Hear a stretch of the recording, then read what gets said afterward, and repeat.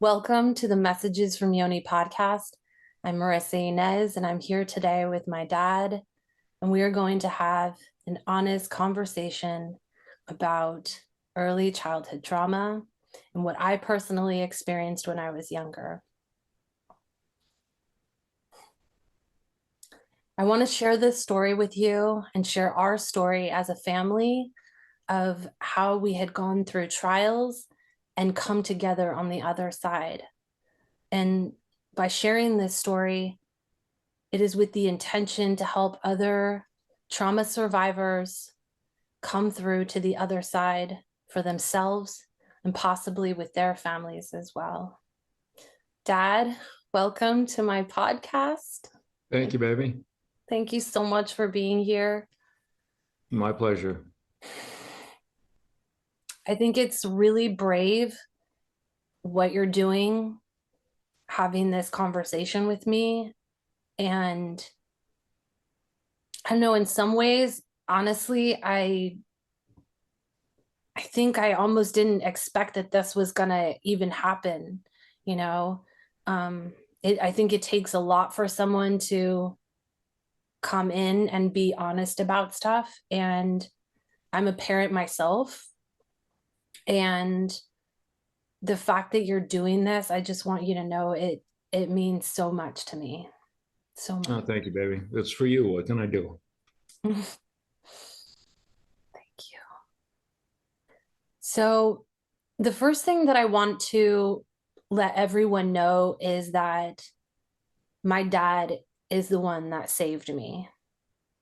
And before I get into what he remembers, I want to share with you all what I remember, and to also, Dad, let you know what I remember as well.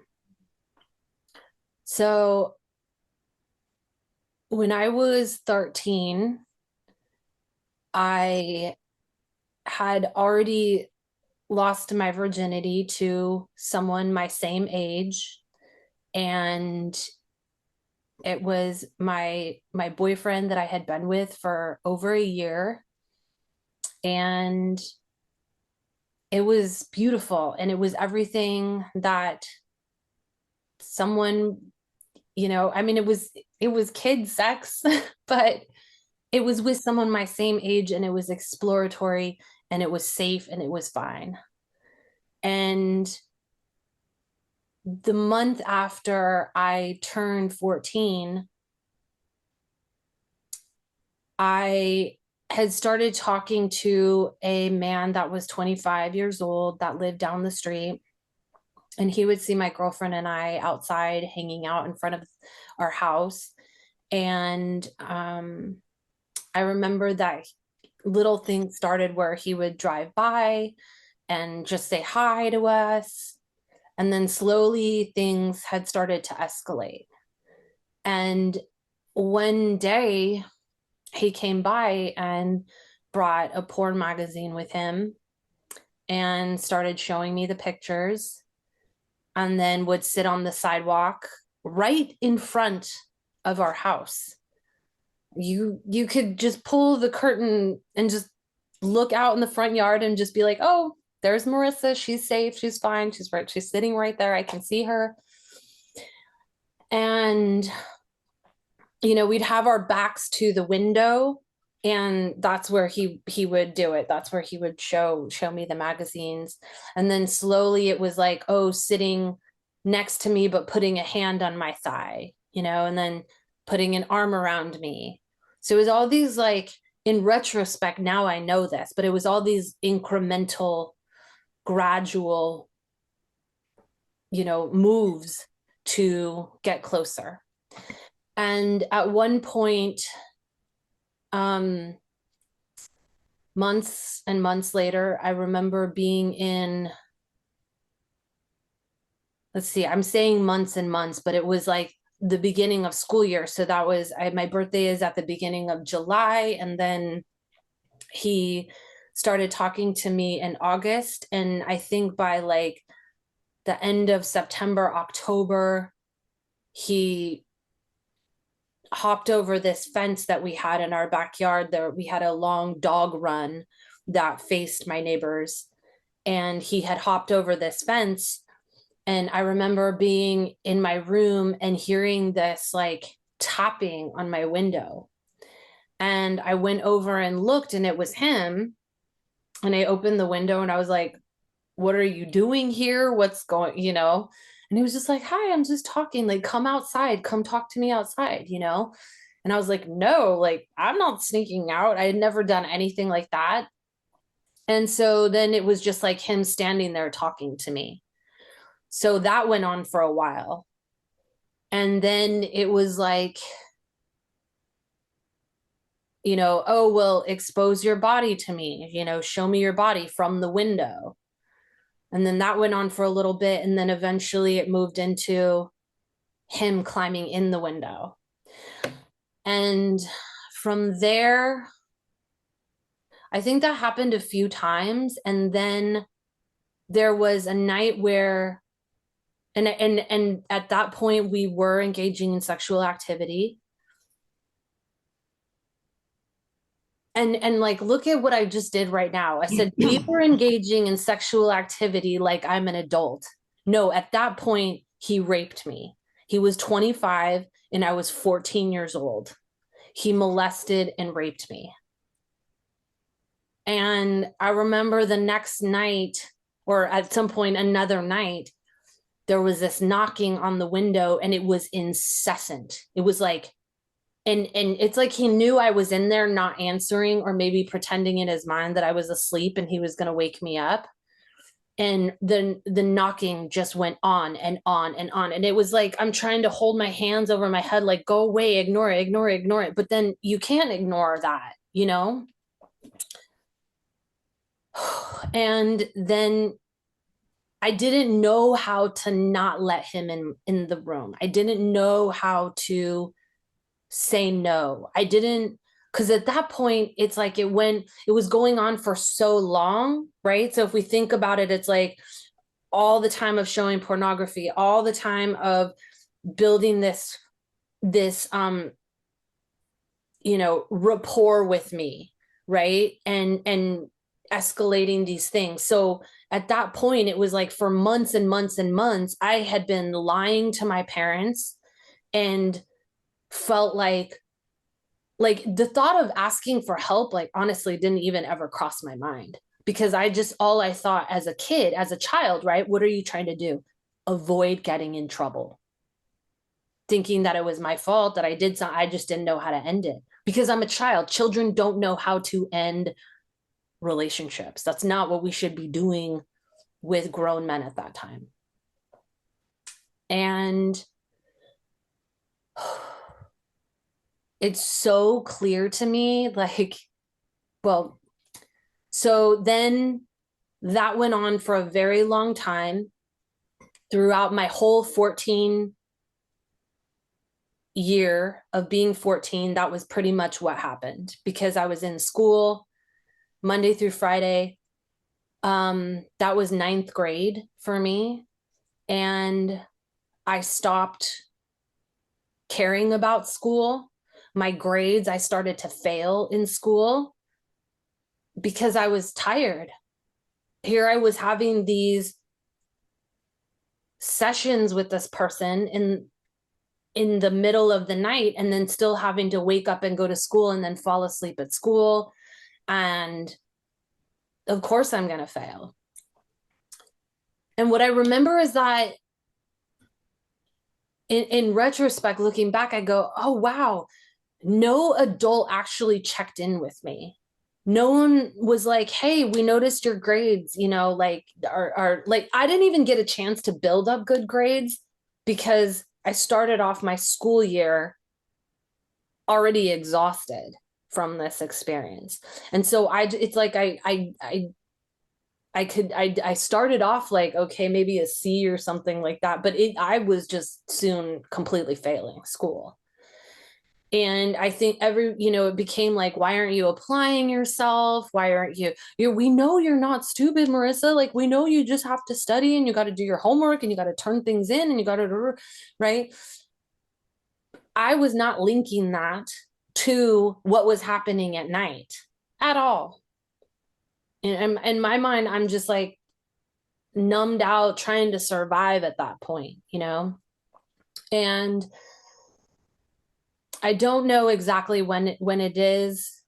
I'll get that date for people, but it was the night that there was, so my mom, let me back up. My mom was planning a trip with her sisters to go to Las Vegas. This is what I remember. And my mom went out of town, and it was the night that the Olympics, someone put a bomb in a backpack in a trash can. And I remember my dad watching that on TV and putting my sisters to bed. And I remember knowing that this man was going to come over soon. And so I went to bed. And then my dad woke up and with my smallest sister, she was a little infant at that time, and she was awake and crying. And so my dad decided to take my sister out on a walk around the block. And when he was walking by the side of the house, he looked down the side of the house and could see that my bedroom light was on, and he could see that the screen to my window was leaning against the window. And so he made a mental note of it, like, oh, when I get back, I'm going to put the screen back on. And so he did, came back, goes around through the backyard, comes down the dog run, and he heard voices, and the shade was pulled down. And what's interesting to me about hearing his story in the past was that, all you had to do was move that shade and you would have seen what no father wants to see, which I think is also like subconsciously like why you didn't do it too. It was like in my mind, it's like your instinct knew like this is not good. And I remember my dad coming to my bedroom door, which was locked at that time, and banging on the door. Open the door, open the fucking door, open this goddamn fucking door. And like, I mean, I thought you were going to break it down, honestly. And we were like, oh my God, what the hell is happening? And I remember I got his clothes, and there was this gap between my bed and this armoire, or not armoire, but cabinet that was that you built around this headboard for the bed. And I stuffed it down in that thing because I knew instinctually you were going to look for signs, right? And so, and meanwhile, all while this commotion is happening, this guy jumps out the window naked because he is terrified, jumps out the window naked. And I was like, oh, hold on, I'm naked. Like I'm coming. And you were just still banging and cussing. And that really stands out to me because I never heard you cuss up until that point. And I was like, oh my God, my dad's like cussing. Like, this is bad. Like, this is really big. Like, I'd never heard you yell in that tone, be so aggressive. Like, it was just like, I remember just like, whoa. And then I remember opening the door and you coming in, and it was like this enraged like animal. You were just tearing through my closet. You were like, where is he? Where the fuck is he? And I was just like, what are you talking about? Oh, because I don't want to get in trouble.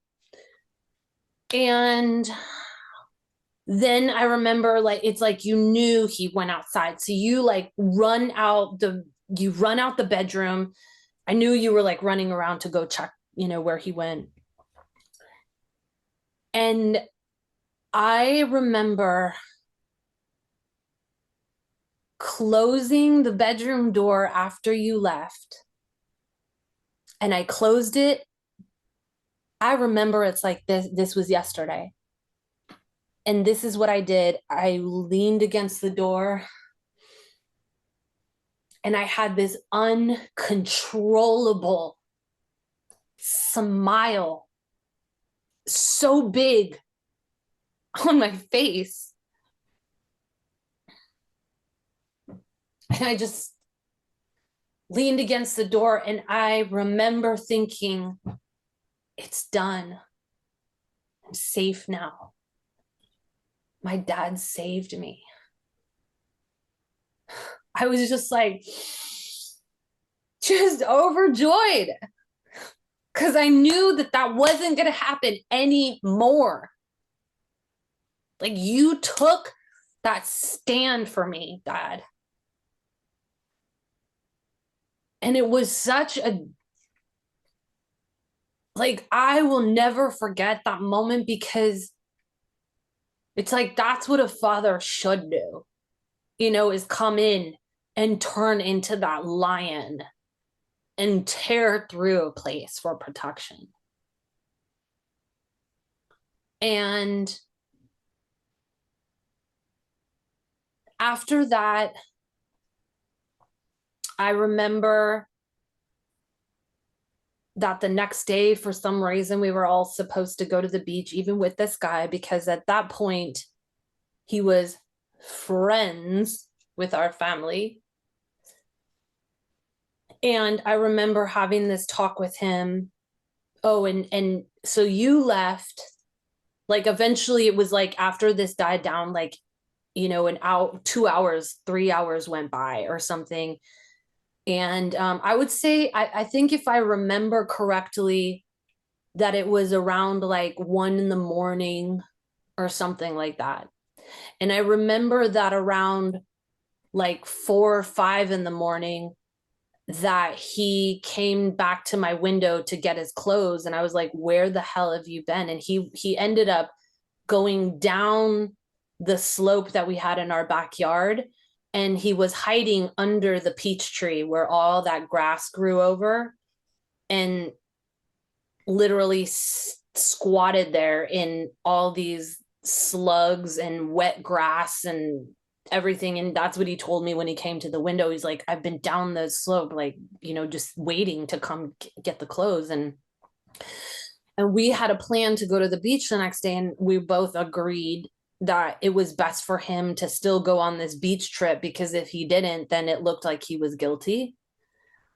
And so he came on the beach trip, and you were just glaring at him the entire time. I just remember like the death stare that you gave him. It was, and we were just trying to like pretend like nothing happened. And then I think the next day or later that day, Mom came home from Vegas, and I remember Mom being pissed about what happened, so angry. And she actually went into like blaming mode. She was like, that's it. You had a boy sneak in your room. You're grounded. You're grounded for the rest of the summer. And I remember I didn't even care about that, because I was saved. I was like, oh, I got to stay inside my house all summer and be safe. Like, oh, that's like how I felt inside. I was like, okay, fine. It was sad to not be with my friends. But in retrospect, again, what I realized now, and then after years of therapy and whatnot, what I realized is that this was my mom's own trigger from when she was younger. And what I'll share with everyone is that my mom currently is writing a book right now on sexual abuse that she experienced when she was younger. She was molested by her and raped violently by her second oldest brother from the time she was an infant to about 13 years old. And so my mom's own inner trauma got triggered, and, you know, whatever denial she was in about her own life and the trauma that she had not yet confronted. And when I think about it, I feel like the only way for me to have been saved from that situation was by you, Dad, being the one that saved me. And it's like mom's like trauma psychosis was just like so had her blinded, and so had her like not in denial and not willing to like confront or see or listen to her inner intuition about what she thought was going on. And it was just really interesting to me that you felt like you could do something about what I think and what I believe that you suspected was going on for a long time. And maybe mom was blocking you in the background, and that's part of what I want to figure out today. But is that it's almost like whether you did it consciously or subconsciously, you knew that with mom being out of town, that you could do something about it now. She wasn't there energetically blocking you from what you knew was going on. And it was also unavoidable because you heard voices when you went down the side, you know? So that's what I remember. That's as far as I've yeah. So I want to know what's coming up for you right now. Like what's in your space, Dad, about hearing all of this? Like we haven't visited this in a long time. Marisa, a lot of this is revelations to me, because I was, oh shit, your mom and I were having marital problems at the time. Mm-hmm. So I was in that kind of a mode. The kid, the guy now, he turns out to be 25. When you were that young, I had no idea his age. I knew he lived down the street, and he looked like a young kid. I thought it was just, you know, like a childhood infatuation type thing. I had no idea that it went as far as it did, that he was sneaking into your room and molesting you at that age. I had no idea. Yeah. What happened the night that he came into your room, the one that you were talking about, the last night that you came into the room,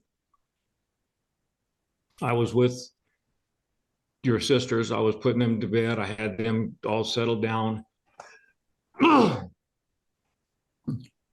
And I heard the noise in your room. I heard voices or whatever it was. I thought I heard more than you listening to the radio or whatever. And that's when I started knocking on your door, and I asked, you know, Marisa, open the door. And I tried the door and it was locked. Mm-hmm. So I kind of went into there's somebody in my daughter's room. I've got to do something about this. I went into my room and I grabbed my pistol, and I was ready to shoot somebody, because you protect your children. That's what you do.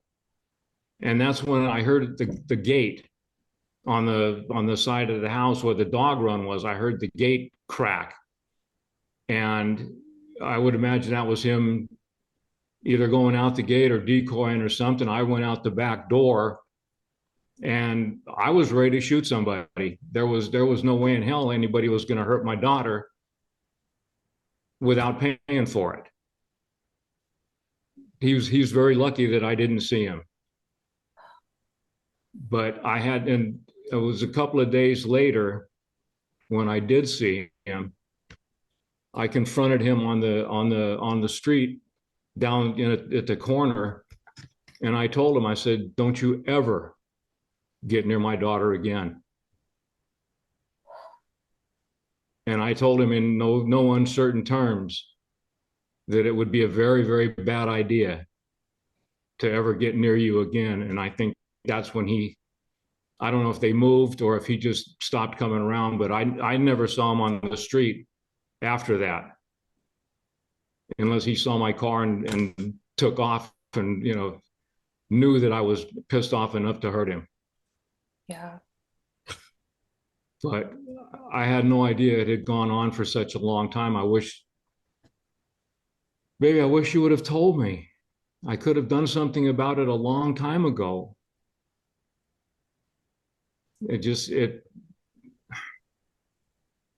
I know you were a kid, you want to try, experimenting, having what you were doing, but I don't know. I know, right? Like, To know what happened to you, and it just tears me up. It really does. But that he never saw you again after that, that you were safe, it was worth it. I mean, it was worth me confronting him to get him away from you. I had no, first off, like, wow. I had no idea that you went and got your gun. Like, now I just got to tell you, like, I feel like even more protected knowing that detail. Like, I'm like, yeah. Thank you for sharing. And I had no idea that you confronted him on the street either. I this is my first time hearing this. That's amazing. And you know what? Your threat worked because he did not come to visit me. Actually, one incident happened that was, I don't have an age recollection of how old I was, but I think at that point I had turned 15. And at some point, like at 15 and a half, or maybe even around 16, I don't know, he did end up moving out of his parents' house because it was his parents who lived down the street. And he got an apartment in town. And there was another man his same age that lived across the street from him, that they were all friends. And I was friends with that guy too. And his friend called me one day on my phone and said, Marisa, you've got to come with me to so-and-so's apartment because they're suicidal. They don't know what to do in their life. Like, they're missing you. They're like it's bad. Only you can help this situation. And now I feel bad. I feel responsible. Like, this person's going to kill themselves because of me. And I cannot believe that I did this. But I got in the car, or I drove myself. I don't remember. I think I drove myself. I think I had a car at that time. No, he drove me because I didn't have my license at that time. I got in the car with his friend, and his friend drove me to his apartment. And I went inside the apartment where he was holding a gun and crying hysterically and just walking around his apartment crying about how he lost me, how he's so in love with me, how he doesn't know how he's going to live without me. And I just remember being like all of a sudden now being in the apartment and snapping into this awareness of, it is wrong and dangerous to be here with this person.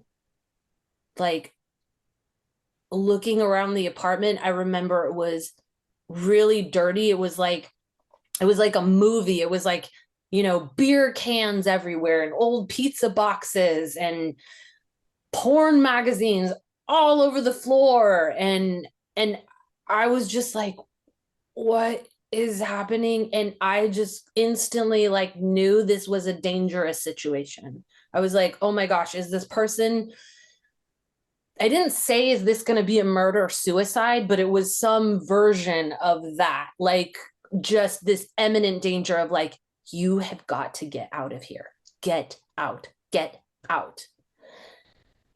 And I remember just like moving into that calm space and just being like, okay, well, everything's going to be fine, and just doing what I could to like back out and just leave this apartment.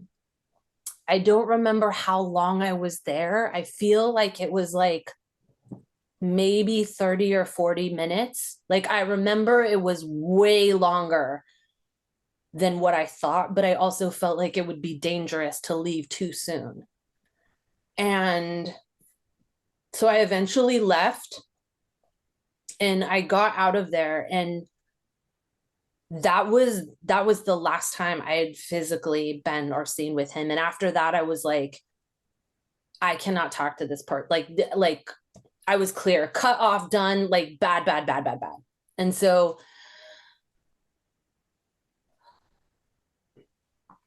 yeah, that was just, that was a not good moment. One thing I want to ask you that I've been curious about for a very long time was, why did you not call the police? I thought I could handle the situation. I mean, it was at my house. There's somebody in my daughter's room right at that time. The police, you call the police and it's 15, 20 minutes. Who knows what could have happened in those 15 or 20 minutes? I was there immediately. And the police would have been armed. I was armed. So I had no fear for myself or anything happening to me or anything. And the only fear I had was something happening to you. And that's what I had to stop. And that's why I didn't even think about calling the police. I will handle this. I'm the dad. I'm going to handle this. Yeah. And thank you for explaining that. And why did you guys not call the police after? Like, did that ever even cross your mind? It didn't. It didn't, because after I spoke to him, oh, that's right, because I figured it had to be somebody that you knew, somebody that was hanging around, and he was the only guy that I saw hanging around the house, and that's why I spoke to him, and I told him, don't ever come near my daughter again. And I didn't think about calling the police. What could they have done? Right. Without testimony, without physically seeing something, all they could have done was, advise him don't be around her again either. So I didn't even think about calling the police. I handled it. Yeah. Yeah.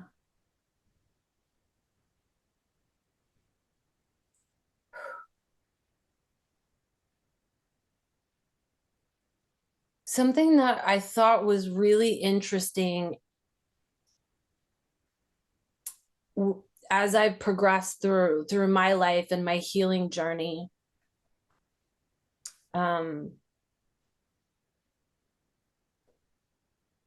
was I had this realization about like healing ancestral trauma, or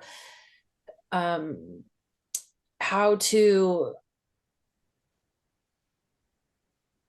not have this continue on generationally in our family, this pattern of assault or abuse. And what came to me was what I thought was interesting was that mom, her trauma was from 0 to 13. And I remember at some point mom telling me this story about how when she found out she was pregnant with me, she made this inner agreement with herself that she was going to protect her baby no matter what. Like, I am never gonna let what happened to me happen to my daughter. And what's interesting to me about that inner declaration that she made was that she was able to have this vigilance over her daughters from 0 to 13. And it's almost like subconsciously she thought, oh, well, now that we've gotten to 13, we're past the age of trauma and what bad things can happen to my child.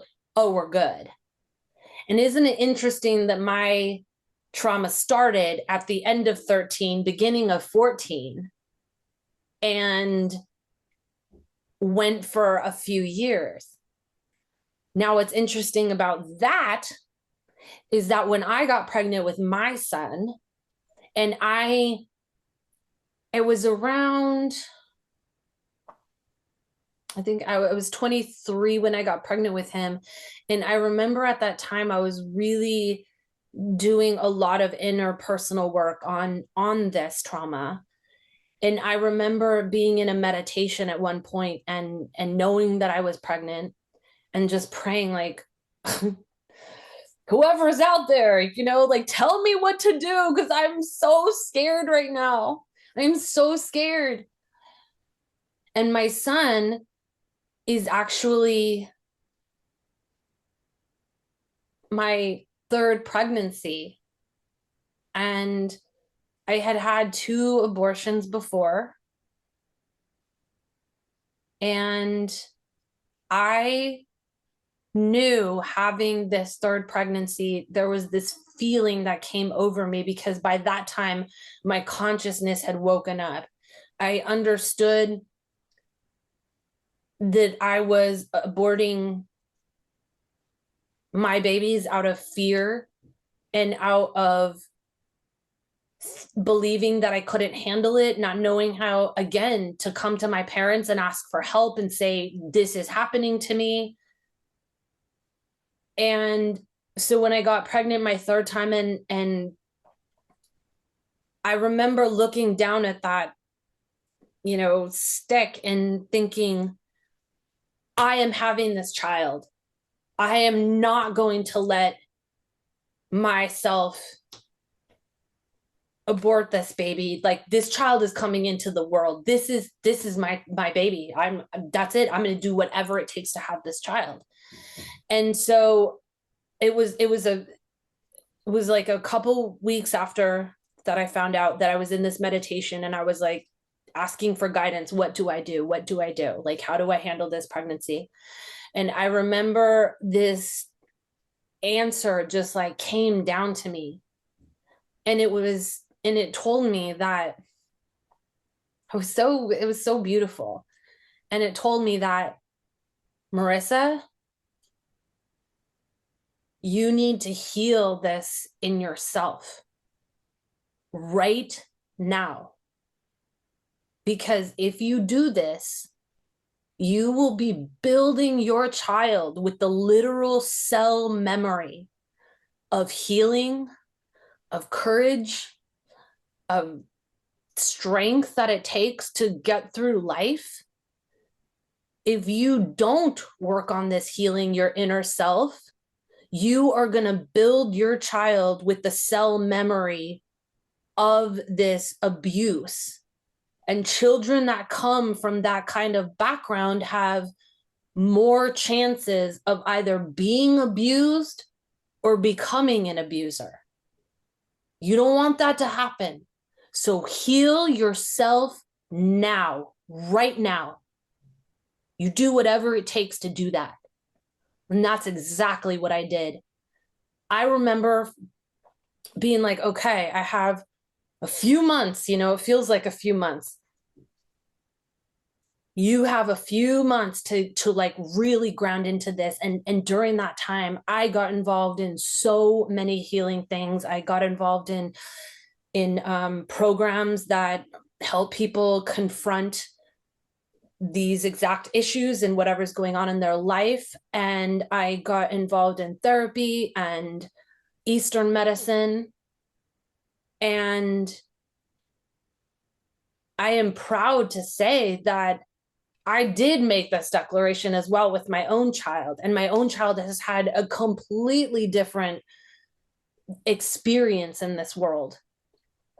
So what I find is interesting is that, so my trauma went from like 14 to like about like 15 and a half, 16.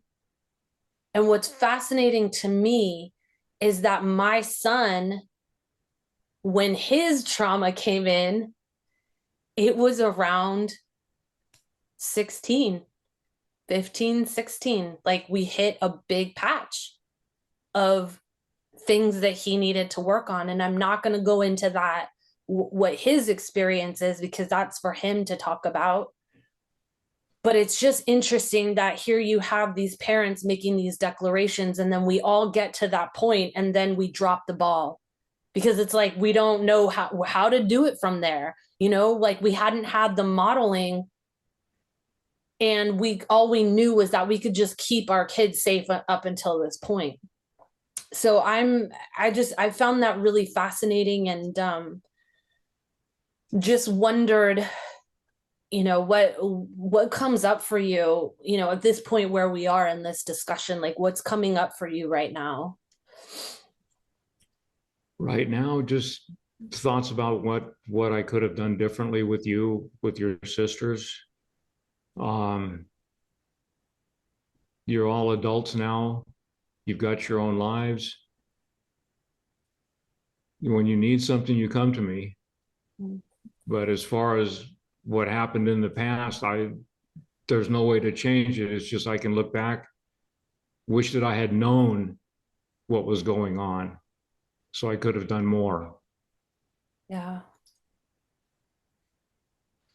But as far as it goes now, you've grown up into a very strong woman. You've got a wonderful son, and you know what's past. I don't think we can dwell on it, but we can learn.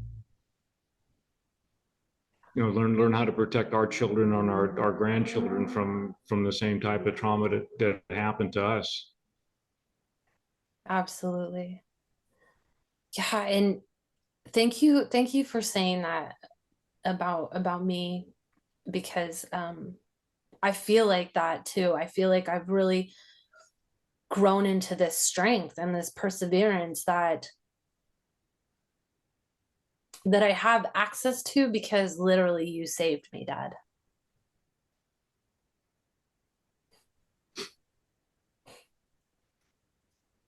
I couldn't have been this way had you not done what you did. It was the only thing I could think of doing, baby. So what,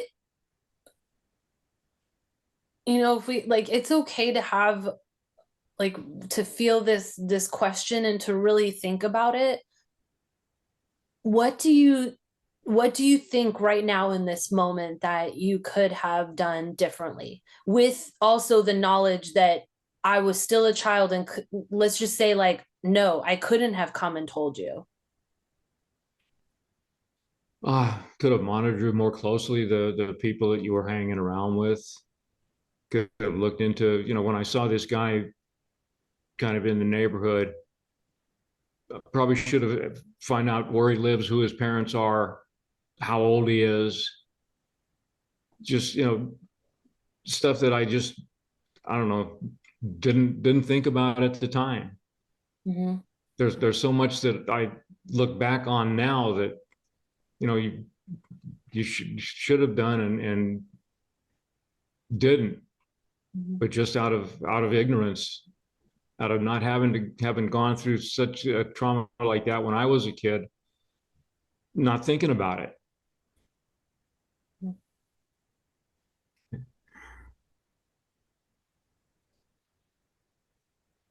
What I want you to know right now is that I like I really, it's interesting because there was this feeling that has come over me that it's almost like I knew inherently as I've grown up, like that. I'm stumbling over my words.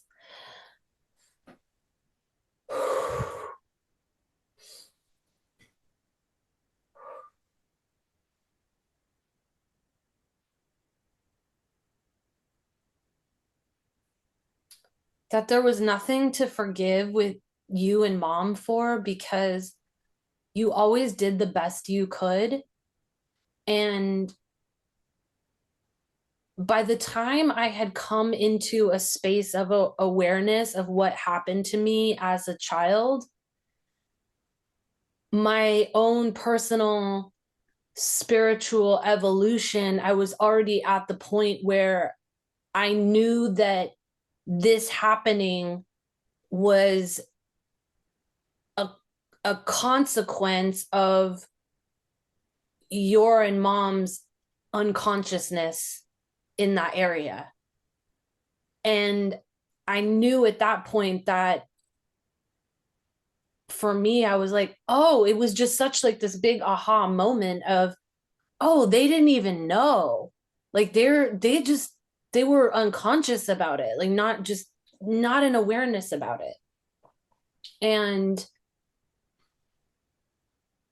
I've always, and I think this is definitely specific to me, because I know that not all people are like that. And I think that for some people who have gone through trauma where they do blame their parents, that for me, I also had like a lot of compassion about, why it would have gone down like this, and understanding, and then also especially understanding mom's background. It was just like, oh wow, it's almost like she really couldn't have done anything different at that time, because she wasn't further along in her personal healing journey. So, and I think the other thing is that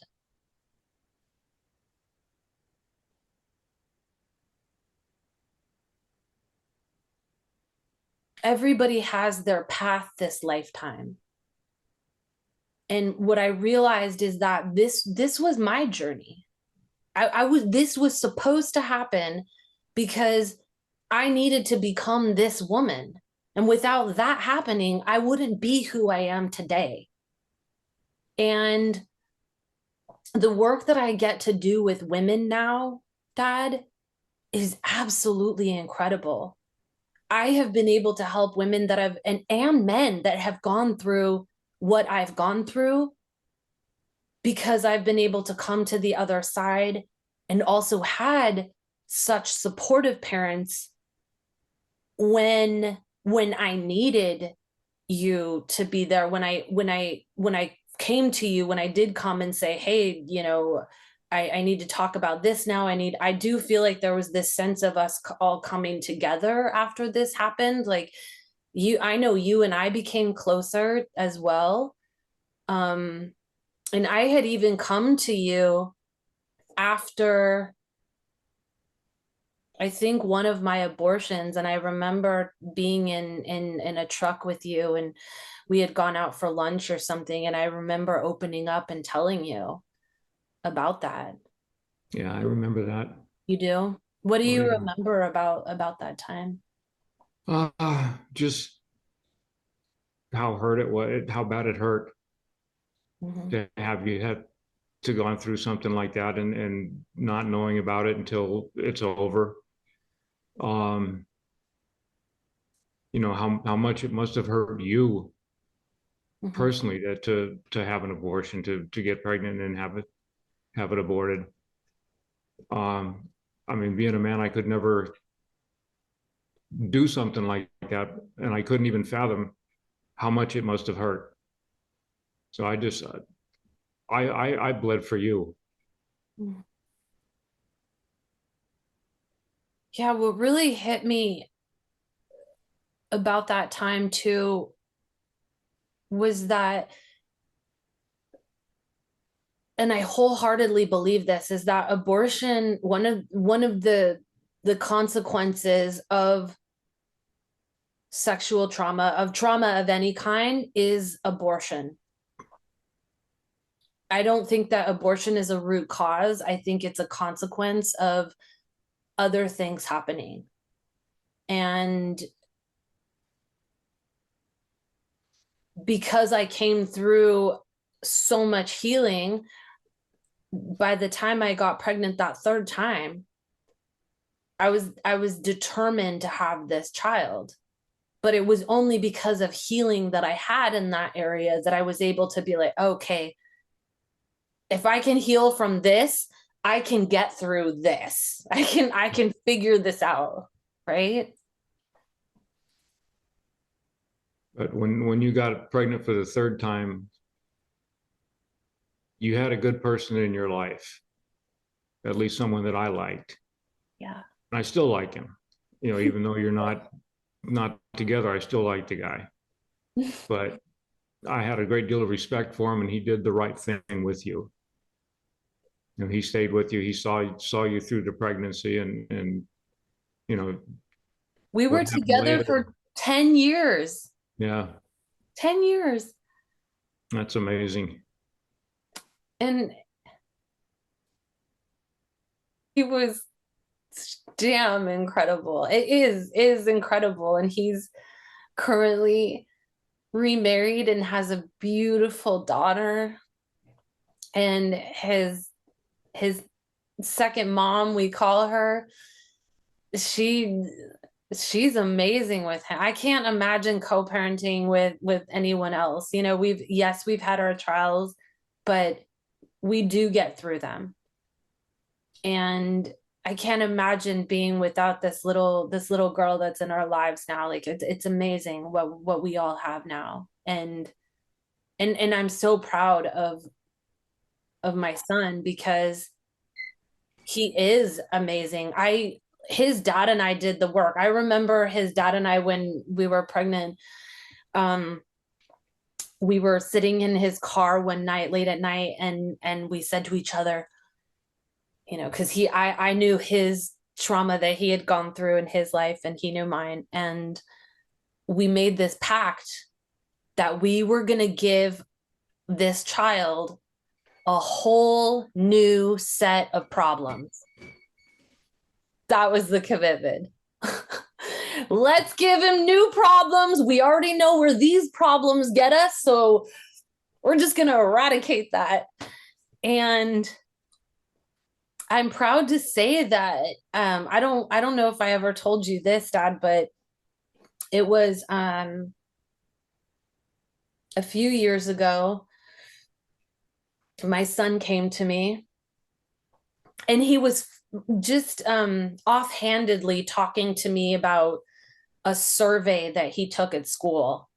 And we were driving. I remember it was nighttime, and I remember I was listening to my son and just having this feeling of being so happy that I was in the car and my son's communicating with me and telling me about school, and grateful that I was having this different experience with my child than some of my other friends were going through with their teenagers at that time, which, the teenagers were like, oh, I don't want to have anything to do with you. You're not cool.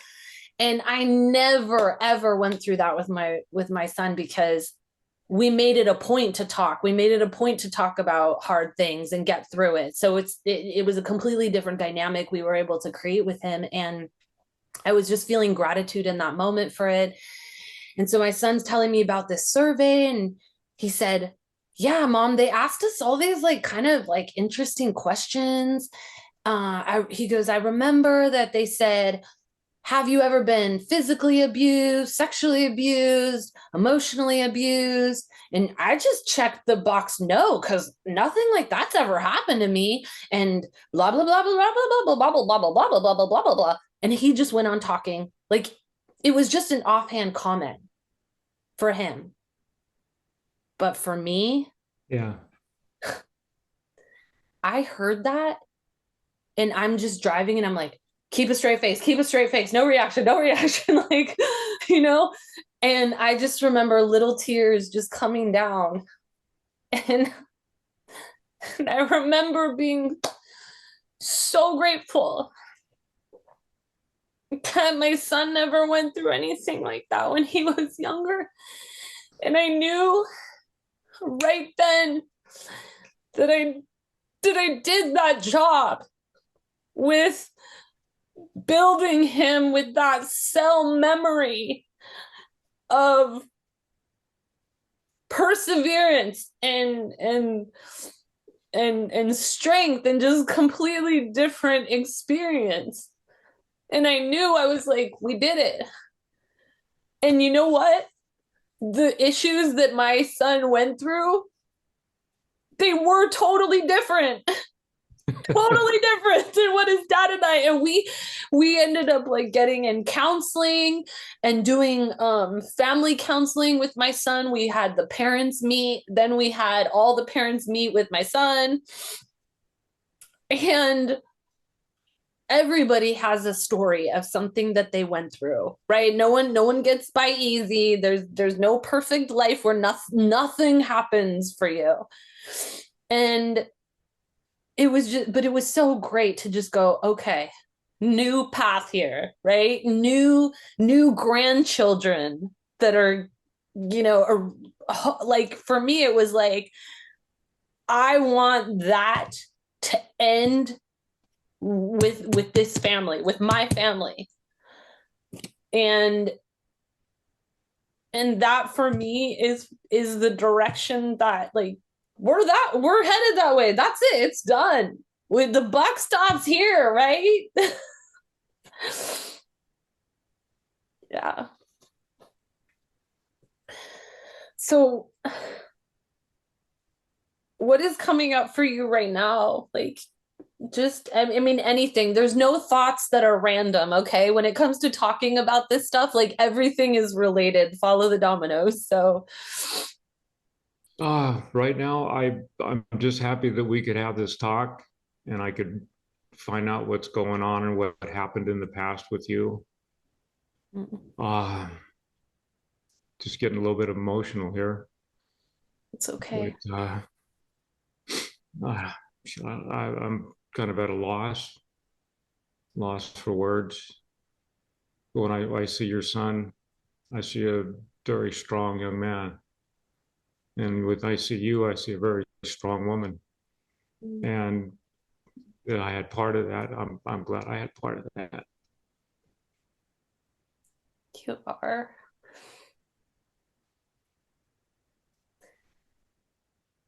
It's really beautiful because I go to these places that my son has, that he's known, you know, local coffee shops or local stores, and even emailing with some of his teachers about, you know, homework stuff or whatever. And I'm so proud because all the feedback that I get from other people are just how incredible he is. There's like, oh my gosh, you're so, I mean, they just will go off about how amazing he is. And I'm just like, this is it. This is what we need to keep doing. And like you said, my sister has a child, and you know, how do we help come together and support him? And you know, and then maybe my other sister may or may not have a child. But I think this continued conversation between all of us as family is going to keep fueling continued growth and evolution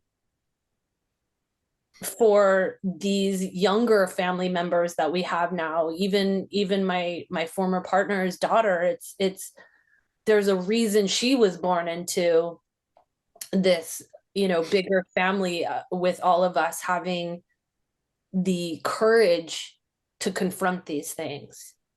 And what I've really seen, especially this past year, with mom continuing to work on her abuse stuff, with our family having this dialogue right now, with the communication that I have with my son's parents in their household, that we are such a great example to other families that want to have this for themselves. And it's not easy being conscious. It's not easy being present. It's not easy confronting icky, nasty trauma. But the fact that we keep doing it as it arises, I am so proud of that. And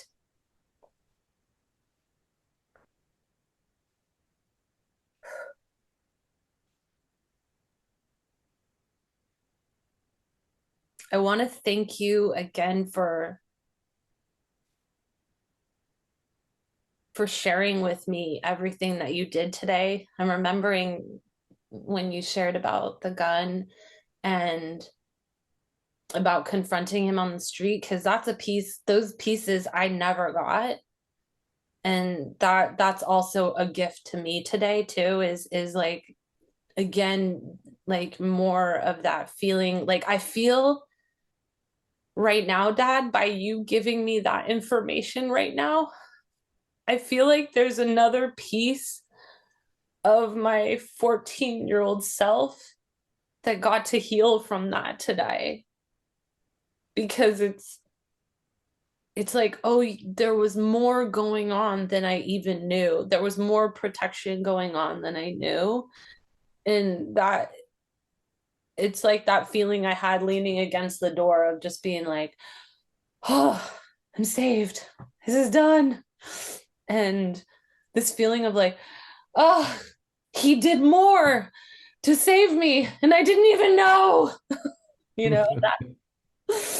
So thank you for that piece. And You're welcome, sweetheart. and the other thing I think that's important to say is that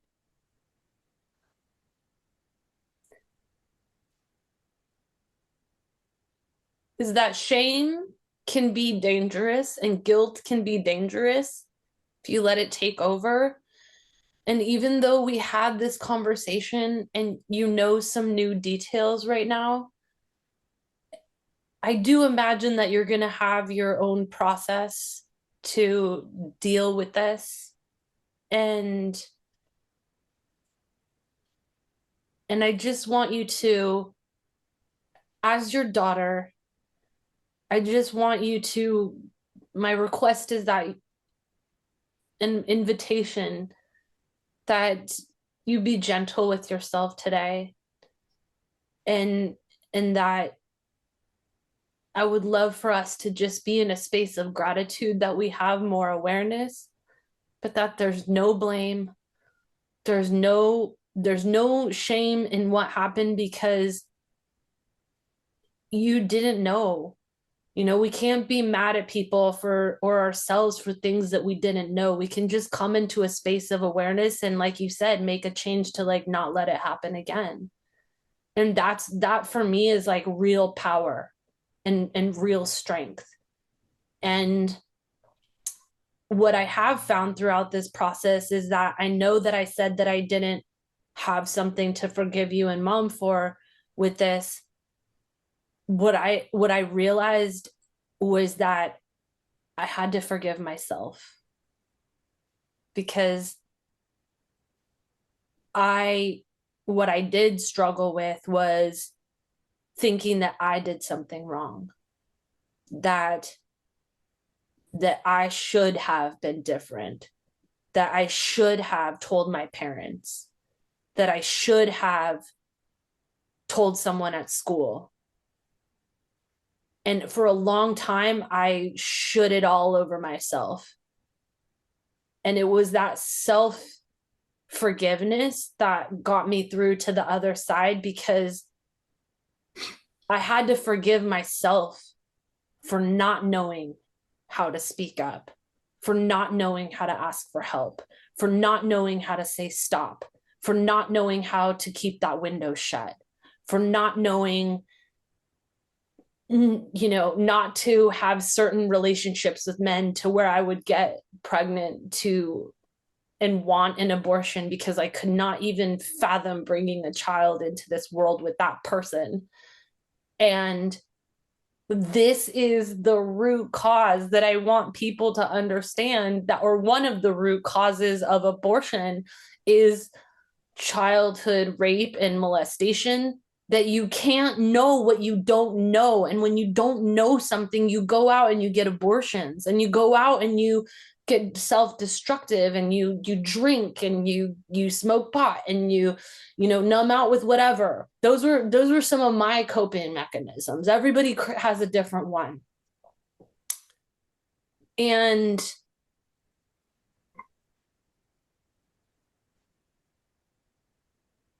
I want people to know and get from this that there can be familial growth and transformation, and that the way to do that is to have hard conversations like this with your family. I appreciate your time, babe, and I appreciate you telling me all of this. It kind of opens up some windows, and it gives me a lot of things to think about.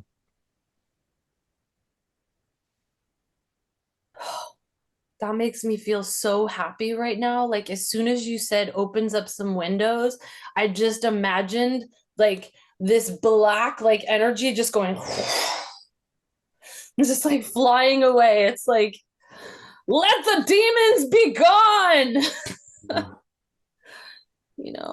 A lot of stuff can be put away now. Yeah. Yeah. I'm feeling like I definitely want to have another personal one-on-one time with you again, because it definitely feels like there's a part 2 to this. Like, you're gonna walk away and have things to think about, and things are gonna come up that you remember, or want to say. And I would love to check back in with you, because, and I'm sure with me also going back to review this, that things are going to come up. Are you open to having another part 2 about this? Yeah, that's fine. Anytime you want, just let me know. You're so amazing. Yeah, I'm here for you. So grateful, Dad. I'm so grateful. And some parents don't want to confront this. They would go into denial, or want to blame other people for being at fault. And I really appreciate that we're not doing that in our family. Yeah. So is there anything that you would like to say in closing? I'm not a very verbose person, Marisa. I'm just kind of overwhelmed by this whole conversation today. A lot of things to think about. And the main thing is how much I love you. Thank you, Dad. I love you so much too. Thank you. Thank you. Thank you. You're welcome, baby. Anytime. You're going to help so many people. We don't even know how many people are going to benefit from this.